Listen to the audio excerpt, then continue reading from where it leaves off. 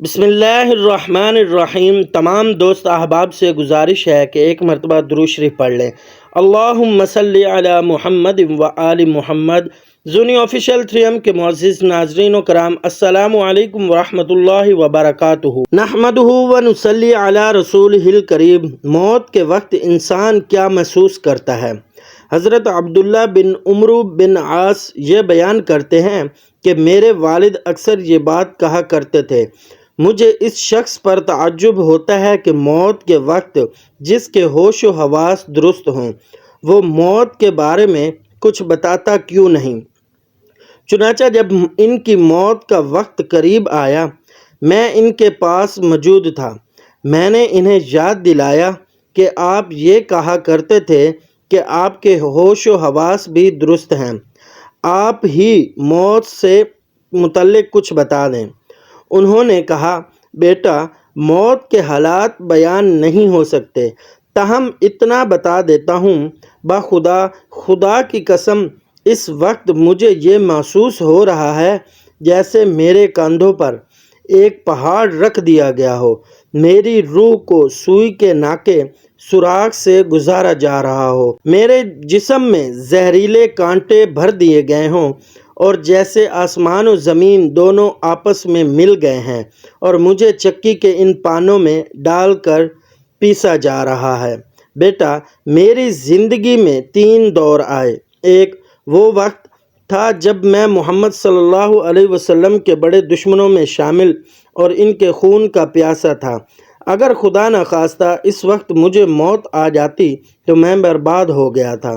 Number 2، پھر اللہ نے مجھے ہدایت دی، میں مسلمان ہو گیا۔ اب محمد مجھ سے سب سے زیادہ محبوب تھے۔ آپ صلی اللہ علیہ وسلم نے جہاد کے کئی مہموں پر مجھے لشکر کا امیر بنا کر بھیجا۔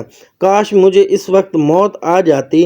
حضور صلی اللہ علیہ وسلم میرے لیے دعائے مغفرت فرماتے، جو بارگاہ خداوندی میں قبول ہوتی اور میری بخشش یقینی ہو جاتی۔ نمبر 3، آپ صلی اللہ علیہ وسلم کی وفات کے بعد ہم دنیاوی معاملات میں پھنس گئے۔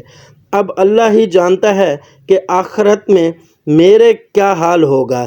راوی عبداللہ بن عمرو بن عاص کہتے ہیں، میں ان کے پاس ہی بیٹھا تھا کہ ان کی روح قفس عنصری سے پرواز کر گئی اور ان کی موت واقع ہو گئی۔ اللہ تعالیٰ ان کی مغفرت فرمائے۔ امام ابو داؤد نے روایت کیا ہے، برا بن عازب رضی اللہ تعالیٰ عنہ نقل کرتے ہیں کہ وہ اللہ کے رسول صلی اللہ علیہ وسلم کے ساتھ ایک انصاری شخص کے جنازے میں نکلے۔ دفن سے پہلے وہ قبر پر پہنچے، آپ صلی اللہ علیہ وسلم بیٹھ گئے اور صحابہ بھی آپ کے ارد گرد خاموش بیٹھ گئے۔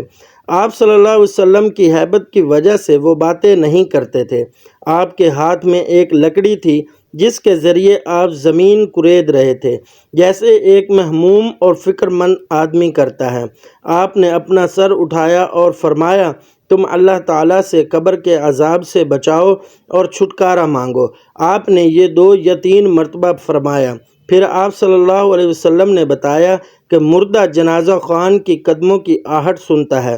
جب وہ واپس لوٹتے ہیں، اس وقت اس کے پاس 2 فرشتے آتے ہیں اور اس کو بٹھا دیتے ہیں اور اس سے کہتے ہیں کہ تمہارا رب کون ہے؟ وہ کہتا ہے کہ اللہ میرا رب ہے۔ فرشتے کہتے ہیں کہ تمہارا دین کیا ہے؟